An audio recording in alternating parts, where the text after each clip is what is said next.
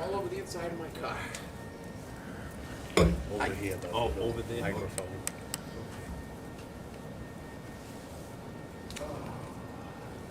So happy New Year to everybody. Haven't seen anything. You too, Neil.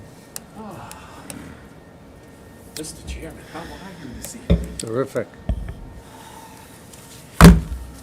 Mr. Boone, how are you, sir? I'm good. I'm good. Hi, Heather.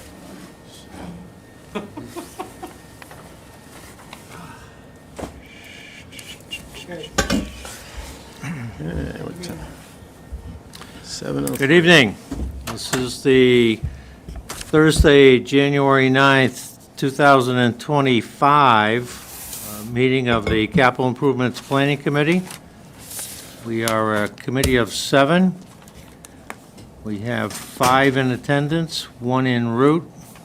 Quorum is 4, so I declare we have a quorum and the meeting is open. Want to welcome everybody to our first meeting of this capital request season, first of 2025, and a cold, blustery day. So thank you all for coming.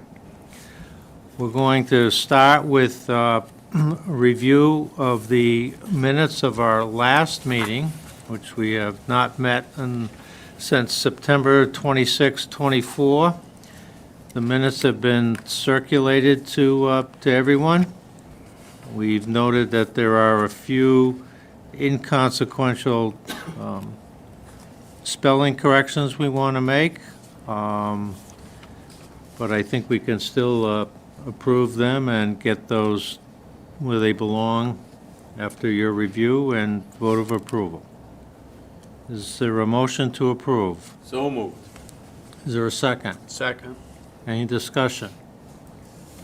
I think in terms of all in favor, I think I need to do this by roll call, Heather, because you're on the Zoom call. Is Kateri on the call with us? She's not yet. She Okay. just sent a message. She's trying to get on. So Yep. hopefully she'll join us shortly. Okay, so currently all in favor, Heather? Yes. Neil? Yes. David? Yes. Forrest? Yes. Mark votes yes. So they pass. The next item is to ask whether or not anybody has a spare $2 million. And if not, we'll proceed with our meetings. I just sent it to California to a buddy of mine, that's all, Mark. I would have had it for you, but I'm sorry. Okay, well, then we'll proceed. As it turns out, we have a number of emails that have been sent to you. If I can figure out a better way to do it other than what we've done, let me know, but a lot of information comes to me electronically. I don't want to hold on to it. I share it with each of you. I think I would draw your attention to the email sequence that was sent to you on December 15th, 1 of 3, 2 of 3, and 3 of 3. If you don't mind, 1 of 3 was the budget calendar.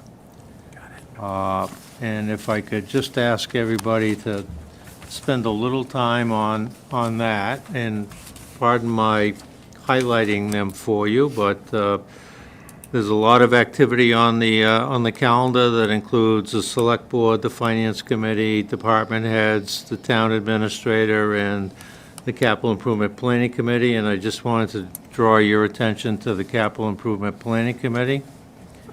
If you'll note, and I've not discussed this with anybody, but if I'm in error or it can't be accomplished, let me know. But it appears on the calendar, we're scheduled for January 9th, January 23rd, and January 30th. You obviously can note that that skips next week. But the way that this is laid out, that would leave only one day, one meeting for all the presentations to be made to us. And there are at least 5 entities that have submit capital requests to us. I'm not sure all of them need to attend, but I'm certain that at least 3 would want to attend, minimally, police, fire, and DPW. I just think that's a lot to do in one evening. It either causes us to stay here, which is, we're on the committee, it's our obligation, but stay here longer than maybe we need to or want to, or it causes us to shorten their presentations, which I don't think is fair to them. So I don't know what everybody's schedule looks like on January 16th, January 23rd, and January 30th. I'd like to offer that up as having a meeting next week, and we'll decide this evening who to invite. So it was not out there originally, and I just want to know, you can see it on the screen right now. Thank you, Heather. You can see we leap over a week, but I think we're ready to go. Good. Yep. So with everybody's Good. blessing, I'm going to schedule a meeting for that 16th, and between Heather and I and the department heads, we'll decide who's going to be here. The other email that was sent to you, which was 2 of 3 on December 15th, included all manner of submissions from library, Wachusett Regional School, police, fire, and DPW. I don't think we want to get into the weeds in reviewing any of those. Certainly, we can talk about any individually if you like, but to get into the weeds without benefit of having the department head who's presenting these to us come before us. But Heather, with a lot going on, is it safe to say that we have submissions from the library, the Wachusett Regional School District, police, fire, and DPW? Am I missing anything at all, or is it that 5? Nope, I believe that's it. So I pulled up the list, Mark, on, hopefully it's on the screen share, you should see it. So that's what I have here, are those departments. So now the question is, I think you'll agree that the police, fire, and DPW should be invited. Do you want to extend that invitation, or do you want me to? I'm happy to send it out to each of those departments once we decide what day they're invited to attend. So my, and this can be edited by anybody, my first suggestion is that police and fire come together. Sorry, man. And DPW come by themselves. So whoever can come on the 16th, that's fine. Whoever can come on the 23rd. The question is, does the school superintendent of Wachusett Regional need to come before us? So I don't know if he would necessarily be the right person to come. I know Jim's always happy to come. I think it might be better if it's Mark Weil, who is the facilities manager, because he's the one who put a lot of these projects together.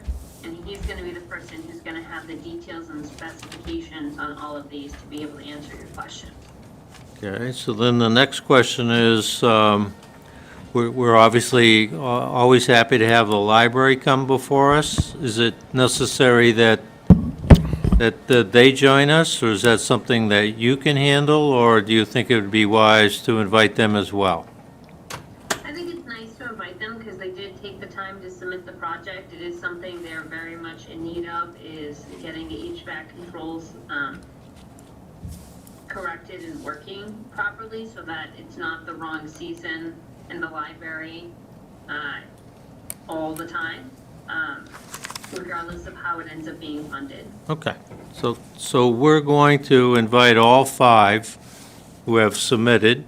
Some of them have submitted more than one, so there's going to be a good amount to be done, and I would ask you to reach out to all 5 and divvy it up on January 16th and January 23rd, and if there needs to be spillage to January 30th and to go ahead and do that. Does that make sense to everybody? Absolutely. We good? Yep. Okay.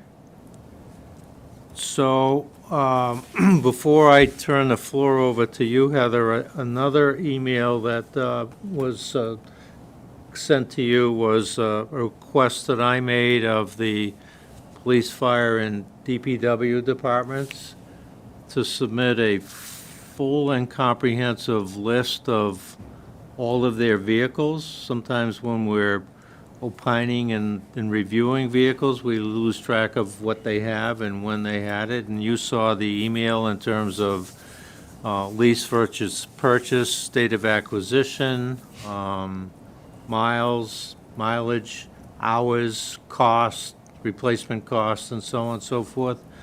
The response to that has been quick. In some cases, quick followed by updating it, followed by an update to the update. So I'm just letting you know that the response was very favorably received, and I'll share that with everybody at the time that that particular department is here making their presentations. We'll have benefit of their entire fleet. I thought I mentioned major equipment. I should have excluded staplers and Scotch tape dispensers, because I got probably more than I reckoned for or bargained for.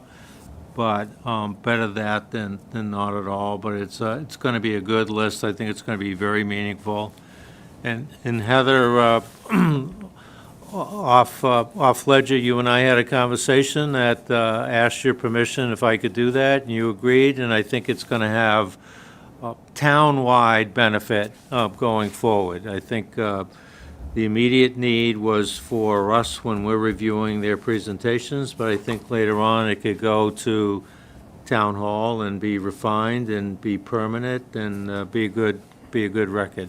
Don't mean to suggest that a lot of that had not already been done, because it had. That's probably lends itself to why the response was so quick.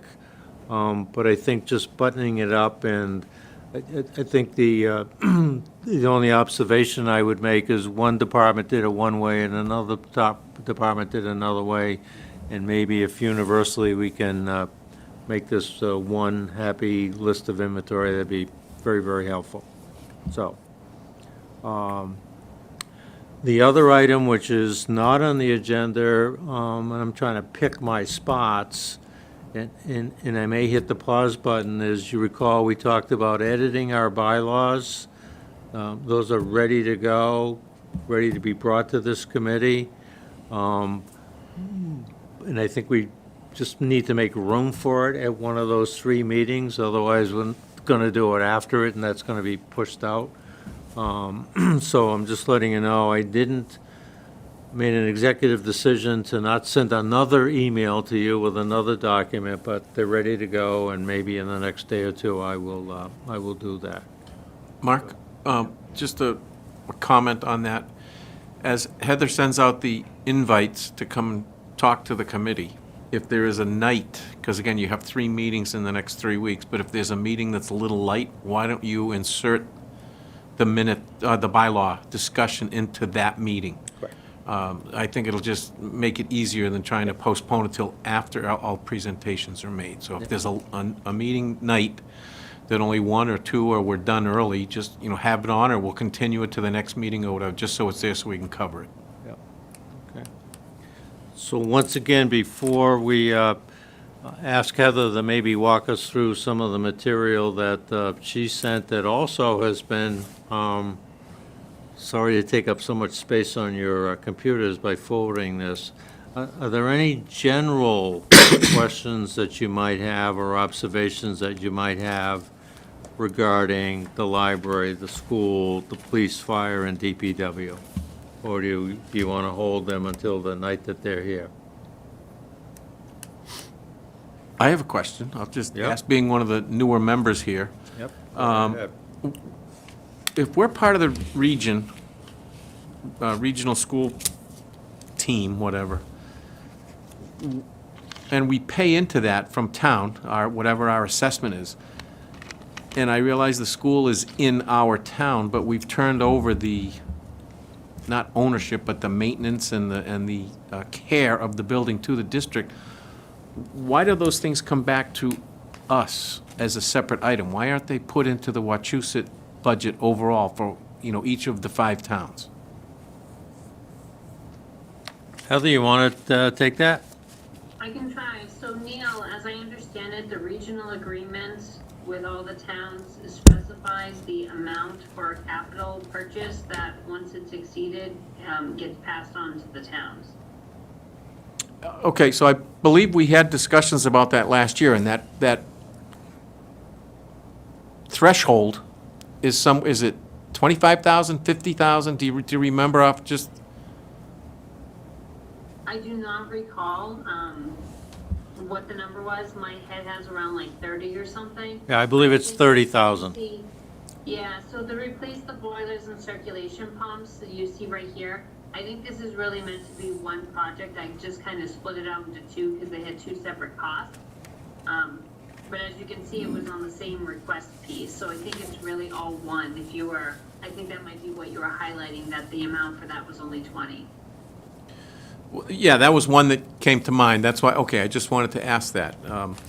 And again, I'm going to bring up that the Wachusett agreement was agreed upon a number of years ago, and there's no allowance for inflation factors. So as costs exceed and they go up very quickly, we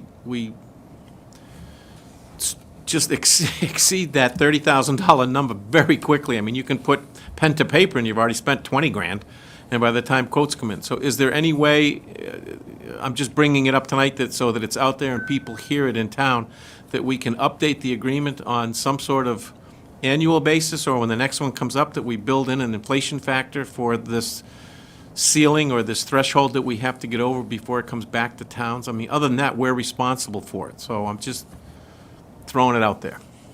I think we can most definitely bring it up the next time the agreement's up for discussion. I think the thing to keep in mind is 2 pieces, right? Number 1 is, in general, if we pass the cost back onto the school and it's something they feel has to be done, we're going to be getting the cost in the assessment anyway.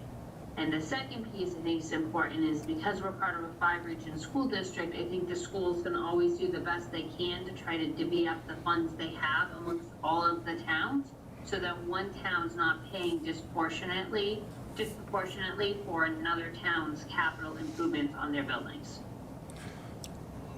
Okay, I understand, but I mean, the town of Paxton has 1 building.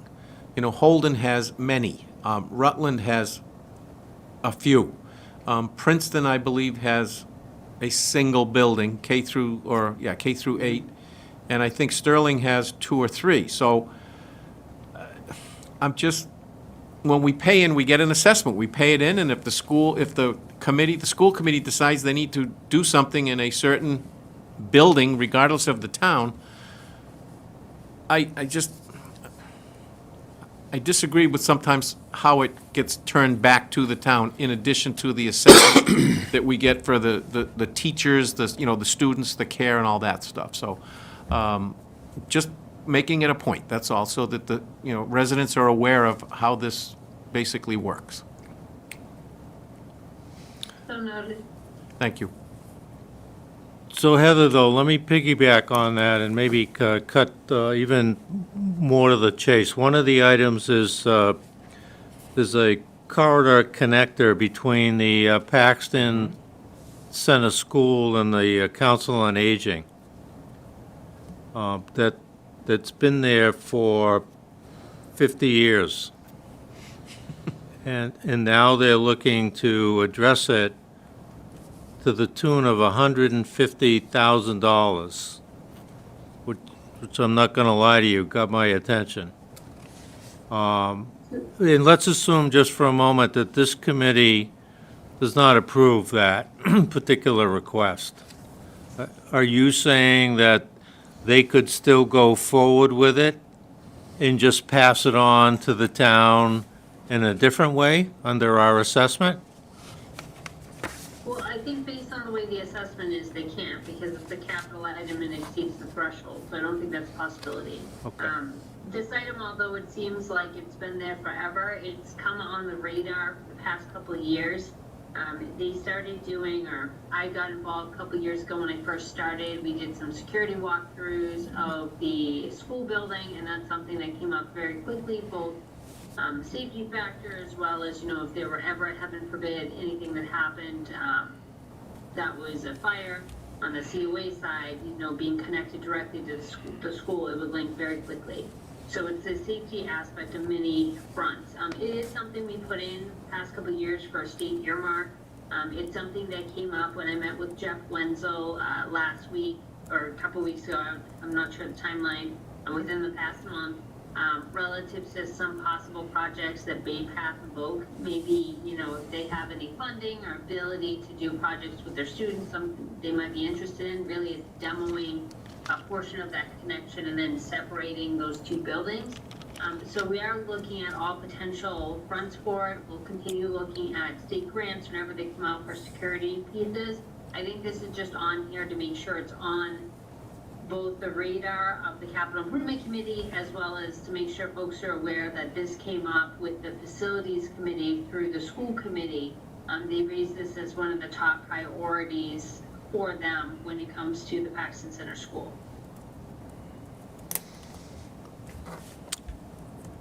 We'll look forward to their coming before us to ask those same questions, so thank you. So Heather, again, your material sent to me. I think I qualified it when I forwarded it to the committee members that it was preliminary, it was a work in process, it was draft only. But it still had some pretty good information. It has the makings of being a really good sequence of documents. If I could just tee it up a little bit, I think part of this is taking us toward not only the capital requests being voted up or down, or whatever direction we take it here as a committee, is part of making that decision. We're going to need a really good, finely tuned, updated debt service management schedule. I think we're also going to need, just on the heels of a most recent meeting and everybody getting their new tax bills, tax classification in terms of what the rate is and the average real estate taxes per family and the average valuation per home. I know that was discussed at tax classification. I'm not sure it was memorialized into a schedule, but I think we need that. And then I think and you and I have discussed this, so I want to give you obviously credit for it more than myself, is that while we've got clearly a big task in front of us over the next 3 or 4 meetings, the thought would be to pick up the Collins report, dust it off, refine it, move it forward so that we know what's out there 1 year, 3 year, and 5 year, as opposed to just opening up our email and seeing the request and year to year to year to year. So that may not all be refined in the next 3 weeks, but I think it's a goal for this committee to have in the town, in the department heads, and the select board. So with that. Mark, if I can interject for a second. What I tried to do with this document, this Excel, if anyone wants to go in and bebop around, you'll notice if you're looking at the left, the numbers of the lines jump 1, 6, 10, 15, 16, 24, so forth down 59, but you obviously don't see those many columns. What it was is I actually started last year on this project where I pulled the Collins Center report, what they had put together, and then I started going in and trying to figure out which projects we actually went through to completion, where we funded it, we purchased it, everything was approved, and it was done. And then I also tried to work with the departments over the past 2 years to figure out, even if there was a project that was still on there, is it now an obsolete idea that they didn't need anymore? So I believe that based on the Collins Center report, that this is currently what is left, either something that has been on there previously, and there's not much. I think there's only one thing, which is really the DPW facility. I think everything else we've either caught up on or has been kind of outdated. And then these other things are the more modern ones. Okay. So do you want to take a minute and put up on the screen what was sent to everybody, or how would you like to do this? So I think it's already, I think this is currently on the screen, the spreadsheet. Is that Yep. what you're seeing, Yep. Mark? Yep, So this is, I'll just run down really quick what we have here. So I numbered projects, and that is in no particular order. It's simply because that's the order I was uploading the projects, and I needed to give them some number so that the file corresponded and didn't make me absolutely insane.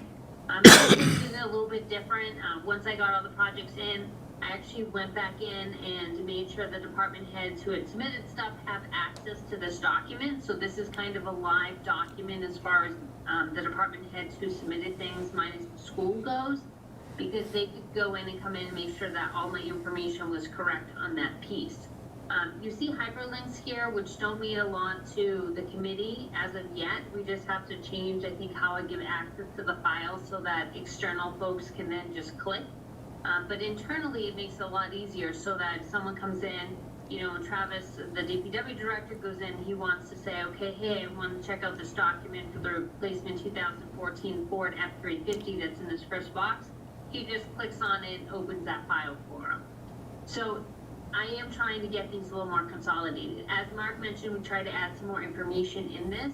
So just walking people through, and everyone has this, I think Mark had sent this out, but just in case you weren't sure what some of these categories were, you have the departments, you have these random project numbers, which is pretty much the order in which I either received it or uploaded it, the project brief name, the CY, so calendar year submitted. So some things were weird, and I ended up coming up with calendar year. Like I said, I went back to the Collins Center report, and some things were odd when it was just fiscal, so I ended up just deciding on documenting the calendar year submitted. And like I said, the oldest thing you see here is the DPW facility itself, which is down here on the 53 line. Everything else is more modern. Now, some of these had been submitted previously, but we got a new submittal in those years. I'm hoping over time, as Mark had mentioned, that when we start looking at building this out into a more thorough plan over the years, that we don't necessarily have to have new submissions every year, that all we're doing is updating the fact that, yes, this is still needed by the department, and trying to put some inflation number on the requested amount, so we're not asking people to do a ton of work and getting new estimates and new quotes each time. Fiscal year needed, so this is something that we're still gonna have to hammer out over the next couple of years, because obviously when people put in a request, they're looking for something right now. So trying to get people to think about things for future years when they actually need it. You see there's a couple examples here where we have things in the future. You have the school, regional school district, they have a couple items like the new PA or it's the announcement system and clock. They have the estimated year 2028. You have the schools replace the roof HVAC 2029. You scoot on down to line 52, fire department ladder 1 replacement / refurb 2031, and Wachusett Regional School District replaced roof 2031. So we're starting to build those pieces out, but I think that's really important that when we're considering things, especially as a committee, we want to look at the things obviously that are up and coming first, but then eventually I think it's all important to kind of fit things into the whole picture. The next one, again, this is something I took from the Collins Center report, and it's still not built out really well yet, but it tells you how the purchase is recommended so far. And the only two you see in here that are listed is the police cruiser replacement for 3 cars for a lease, and the replacement 2015 ambulance as a lease. And those are there simply because that's the way we've been doing those purchases the past several times we've done them. You get to the funding source. This is something, again, from the capital report, or the Collins Center report. When folks have time, if you go back in and unhide these columns, if you have any trouble in doing that, let me know. You'll go in and see what the funding sources were recommended for various projects or how they actually panned out. In this case, the only one that's currently put in there is the one for the ambulance, which is ambulance receipts reserved for funding. You see here status, so I tried to figure out, what the statuses of these projects are. Again, if you unhide, you'll see a lot of them see either complete or no longer needed. So these are the ones that either have something new to the best of my ability. I wasn't going back 6 years to see if it was always new. Prior year request, if it's something that came up last year, and I just tagged it forward. Auditing, that's my own crazy note piece, and then I have notes on the side over here. So in general, the projects, a DPW has a handful. We have the replacement of the 2014 Ford 350. We have the replacement 1989 Mack dump truck. And then you see down a little bit further, line 46, the replacement of 2012 F550 dump truck. And those pieces are right there. There's one, I'm just trying to figure out which one it is. Okay. So that's what you have there. Right here, truck lift. So this is a new one that came up on one of the most recent versions I had sent to Mark, the truck lift. This just came through a couple of weeks ago. They had some issues with it, and Travis had identified this as now needing to be replaced. I don't have an estimated cost on it as of yet because it's that new to this list. That is why it is there. You go up here, some other pieces. Mark already touched on this, the HVAC controls. So a year or two ago, we had to do an emergency replacement procurement for the boilers in the library that had gone. We got those replaced. We did not integrate those with the rest of the HVAC system. It just wasn't on anyone's radar when we did it. We've learned, we now know a lot more than we knew then. And as a result, the HVAC system doesn't really work properly, right? Boilers work great, they're energy efficient. Unfortunately, the temperature in that building is never correct. So this is the cost to replace it. And I think the library director's doing a good thing by putting this on the town's radar and saying, hey, this is an issue we're having with this building. We want everyone to be aware of it. Go down to the fire department projects, and again, these are all sortable, so even in your Excel sheet, you should be able to sort it. So fire departments, you have car number 2 replacements. This is basically on here, this is still something that would be in the trade-in value for the car, where they would trade up and get one of the old police department cruisers. So this is on here because it's something that would be a change, but you can see here it's in the negative, which is really in our positive, right? So it'd be $3,000 estimated coming back to the town for the trade-in value or the sale of the car. Fire department ladder 1 replacement refurb, 1.1 million. Again, that's off in the distance, 2031. And then you have replacement of the 2015 ambulance. It has the estimated amount, and again, the release. You will note here that that's if we're putting aside about $45,000 per year. We would be able to make that happen. The next one's down here. Let's see, we have the police department. It's the three cruisers, which is the standard of what we've been doing on a regular basis. And then you have our 2 sets pieces. Mark's already touched on the separation of the center school and the COA buildings. We talked a little bit for a few seconds about the replacement boilers and circulation pumps as a project, the new PA system and clock, and then replacing the roof HVAC and replace roof. So all those projects should have gone out. Anything that has a hyperlink here, folks would have all the materials on as an attachment, like Mark sent everything out. And those are where all the details are, and as Mark had previously stated, I will leave it to the individual departments to really provide a lot of the additional details, as they're going to be much more well-spoken on those topics than myself. Heather, can you go to the debt schedule? Sure. So I tried to include this. This will get prettier. Right now, this was kind of a little bit of a cut and paste to get pieces together. I was trying to get some summary of things going on. And let's see here. So you have each of the fiscal years. You have from FY20 to FY30. You have excluded debt and non-excluded debt. So you have orange and blue, right? So you have the principal itself and then the interest for both of those pieces. So the important thing here to keep in mind is when something is excluded, it means we did a capital exclusion or we did a debt exclusion, right? So we went to the taxpayers, we asked for additional money just for a specific project, and that was approved.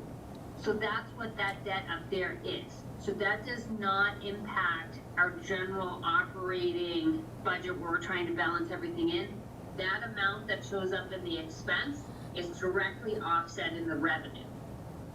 When you go down to the next bit, which is non-excluded debt, this is debt that we're funding within the scope of our operating budget. Some communities have a goal that they do this at a certain percent, usually 3 to 5% of their operating budget. For us, it's always been kind of an impactful and taxing thing. We have done it, but you know, it has made things a little challenging. So you'll see over time, you have the principal and the debt here. I think when I pull it down below, yes, there you go. So this is a better look down here. There we go, my little graph. I don't know if I can blow it up all the way. But you'll see right here, things are starting to fall off, right? So you have non-excluded debt. If you look at the orange, can everyone see my little bar chart here? Yeah, we're fine. Keep going. Okay. So you'll see non-excluded, so that total is the debt principal plus the debt interest, right? So you'll see it goes down those orange boxes, but really they drop off when you get to FY29, right? Now you look at the excluded debt. So those are the capital exclusions, the debt exclusions. And they stay right here, they drop off in 21, they drop off more in 23, they go down in 24, 25 they drop off, 26 they drop off, they stay steady, drop off a little 28, and again 29 is a drastic drop off here. These are important things to keep in mind because a lot of towns, what they'll do, and this is a really good, I think, practice, is they say, okay, what is the current percentage of debt that we're carrying? And when we have debt that starts to fall off, we should really consider going back to the people and putting that debt on because we have pieces that we have to manage. We have buildings that we have to continue to make sure that they're functioning. We have vehicles and other assets that we have to make sure they're functioning. We have to keep that in mind as part of our ongoing budgeting. And it makes sense, you know, when we have these different pieces of debt that drop off, we might want to consider replacing them with another project to try to keep that debt level steady.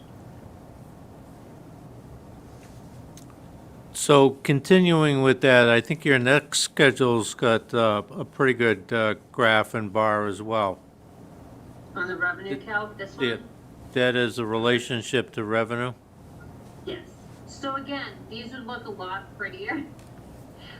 Once I finished them, I had worked a little bit with, for those who took a look at my brief draft of a memo, I was working with some formulas in Excel to try to get everything to cooperate for me. And I'm still working on that cooperation.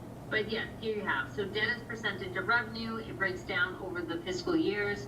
So in FY20 it was about 6%. You go down here to FY30 and it will be less than 1%. Now keep in mind what we did is I actually went through and I read back the town's capital Policies. Thank you. Capital and debt planning policies in that large financial management book, and that was a lot to work out those nitty-gritty details to try to figure out what constituted a revenue and what did not. So essentially, I took out the tax levy piece, so anything that's in that top section of the revenue, so that is the real estate property taxes, the money taken out for overlay, all of those exclusions, all of the school exclusions, all of those pieces were taken out. And then I also took out any extra money that we put in towards the budget. So that was free cash, that was capital, I'm thinking capital stabilization line, operating stabilization, any of those one-time funds essentially from a special purpose I took out. So I just was essentially looking at state aid and local receipts as recurring revenue. And then of that, I took the debt as a percentage of that number. So that's where those figures come in. So, but yes, you can see the drop. And, you know, right now we're in FY '26, so we've already dropped quite a bit to where we are now, and then it continues to drastically drop, which suggests that we do have some room for, well, we should have some room for some debt to cover our capital as we continue forward.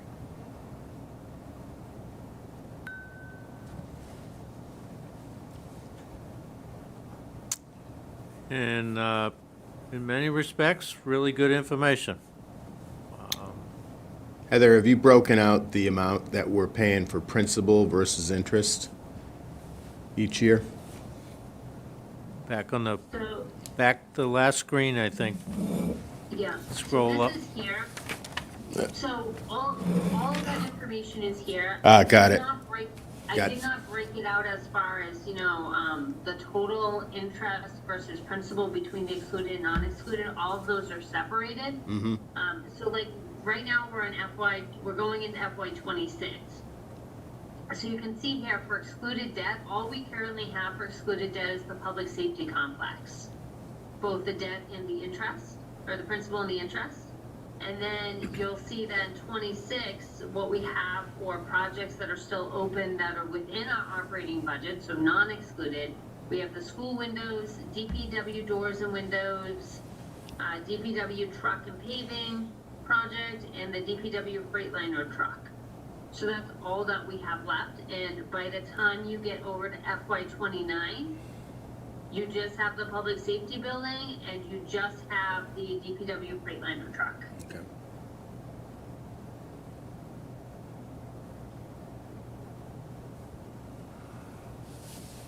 To maybe to, not to David's point, but to piggyback on David's point is, so we don't want to lose sight of the fact that some of the interest rates that are up there are enormously attractive, less so than they would be currently or certainly a year ago.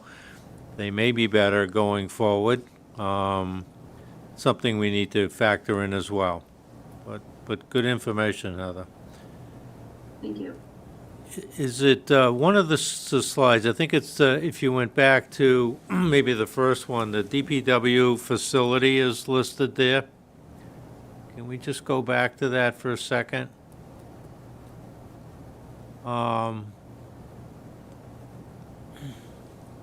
Not seeing it here. I don't think I have the most updated numbers on this, Mark. I think I pulled this from the 2020. I haven't pulled it from more recent calcs. But I thought I saw it on a recent screen where it was 11 million in change.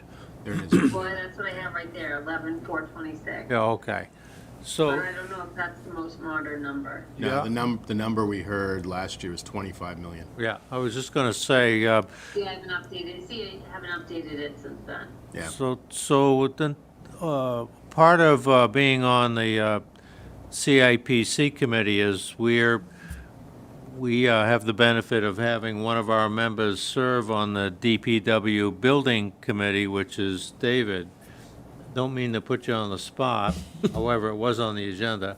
Do you want to kind of bring us up to speed as to? Yeah, the latest is a couple members of that committee put together the specification that we can go out to bid on some renovations to the building up at the field. And, yeah, the mic's on. The Klingley Field. So the Klingling Field. So the next step was to actually send that out for quotes and see what we get back to finish the inside of that building. I think the price range they were thinking is like in the $100,000, less than $100,000 range. And Heather, you're involved in this as much as I am, so please add if there's additional information. Nope, that's perfect. So that's where we are. Again, doing the Klingley building does not diminish the need for a new DPW facility as a whole. It's two pieces. Number one, it's definitely a gap filler, right? It gives us an opportunity to at least improve the administrative conditions and address some of the concerns there that, you know, we're not able to do with the current building as it is. And then the second piece is, it brings the question to the table, is this going to be a sufficient location for admin moving forward? Or is that something we still need to add into the price of the facility itself? Just as a side note, I did get an email today. Apparently we have 2 more locations on the current DPW building that are leaking and water is coming in. So we have reached out to the insurance company to see if they will cover those claims. And we do not know what the costs are, but just to make sure that everyone is aware that even with the Clingley Field building as a kind of a gap measure on the admin side, it still doesn't resolve the overall problem with the facility itself. Can I ask a follow-up question on that subject? Yep. Looking at your capital project sheet, which you have up on the board there, the calendar year that was submitted was 2020, and it was just say a shot in the dark at $11.5 million. In 4 years or 5 years, I don't understand how the cost has gone up basically by a factor of 2. So did we change designs from what we looked at in 2020 to something larger, more improvements, or are we trying to stay in the same scope of work? It's just, materials and labor, I understand everything goes up every year, every day, whatever, but I think that's kind of a hefty increase. It's actually 2.5. Yeah, I wasn't involved when the revised estimate came in, but I'm pretty sure they used the same specs as what they had the first time, Neil. I think what folks have seen is that after COVID, especially, even though COVID has now been over for a couple of years, the ability to actually source and get materials and labor and everything have still stayed pretty high, and the cost of all of those pieces are a lot higher than they once were. Are we bound by certain requirements in terms of union labor? I mean, do we have to do all that? There's no way around it? So we would end up most like, you're going to end up dealing with procurement regardless of how you do a Chapter 149. The only way you're going to be able to go around any of those pieces is if we got lucky and, let's say, Bay Path Vocational School took this up, or at least in part, as a project that they were going to do. And then I think we would have some ability to get around some of the labor pieces, and we would just be dealing with the procurement of the supplies. All right, who's the consulting engineer, David, can you help, that we're using? Yeah, I can get you that name, but what I'd ask you, Neil, was go look at your insurance on your house. No, that's, The replacement cost has probably doubled in the last 5 years. no, you're correct. Yeah, so and it's the building costs that have Okay. driven that up. So I think it's Weston Sampson, Neil. All right, and are we tied into them? Again, in my business, I deal with several municipalities, and Weston Sampson has a reputation of being a very thorough, very good. I'm not here to demean them in any way, but they are also one of the most expensive firms out there in terms of making recommendations, coming up with specifications, and these aren't addressed to you, Heather, specifically. I mean, I'm sitting next to David, who's on the committee, and I believe Jason Burgess on the planning board with me is on the committee. But I'm just trying to rein in some of the discussions, that's all. So what I would say, Neil, is, having attended many of the DPW building committee meetings, is the committee as a whole is trying to think outside the box and figure out how to really figure out to get what we actually need and find ways to put those pieces to the puzzle together and try to minimize the need for early involvement of a consultant, to kind of have them come in when we need them to come in and kind of more say, here's what we're looking at, as opposed to have them steering the project. That being said, there's dozens, there's tons of the consulting firms out there. There's Weston Sampson, Ty and Bond, TEC, a bunch of other ones. Those are just the ones off the top of my brain. Howard, Hudson and Stein, whatever it is. So there's tons of ones out there that work on a regular basis with municipalities. And as the project, continues to develop and we figure out where we're going and so forth, I think we'll look at whether it makes sense to continue with Weston Sampson. Weston Sampson was the one that the town had originally contracted when they went to town meeting and got approval of a special article that's still open for the initial feasibility study / design of the project. So that's why Weston Sampson is currently involved at this point. All right, but Heather, where do we stand on the contract that we've issued with them? I mean, is it renewable every year for a certain amount, or I thought there was No. a couple $100,000 that was appropriated for the design and research function of this project? So we had entered a contract with them, it was signed, it was for, producing certain results. There's no, caveat that we're tied with them forever. Okay, and the contract is on a year-to-year basis? Well, the contract is, already signed because they had one project that they were essentially working on. We just stopped before they finished completing all of those elements of the project. Okay, all right, thank you. Yep. So I have one bit of old / new business, not on the radar screen for a while. Heather, what can you add regarding the records building? Because at one particular time, they needed a lot, they needed a new roof and a number of other things, and it looked like it was going to eclipse $10,000, in which case it would be eligible to come before our committee. Then they got a donation by actually Miles Funeral Home, I believe, is the ones that stepped forward. It's been done largely by volunteers, which have gotten occasional credit, but deserve a lot more even than what they've already got. What's the status and what's the needs of that building? I do not have a further update than what you've already provided, Mark. I know they're usually pretty good at reaching out to me if they're concerned about something specific or need some help with a certain direction. So I will keep my ear out if anything else comes up. Yeah, okay. Any new business, old business? Okay, I'm not going to review what we're going to do, but if you could keep the meetings of the 16th, the 23rd, and the 30th here at 7 o'clock. I'll communicate with you in terms of what the lineup's going to be. If there are any changes to what's been submitted, I'll get that out to you as well.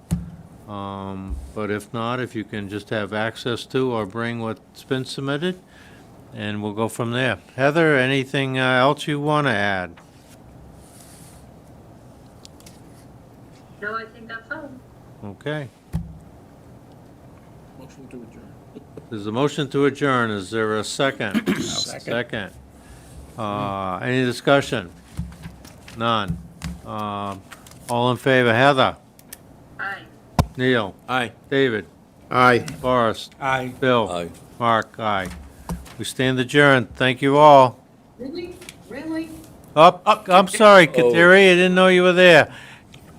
I've been here the entire meeting, Mark. Can you vote to adjourn? I sure will. Thanks. All right, thank you.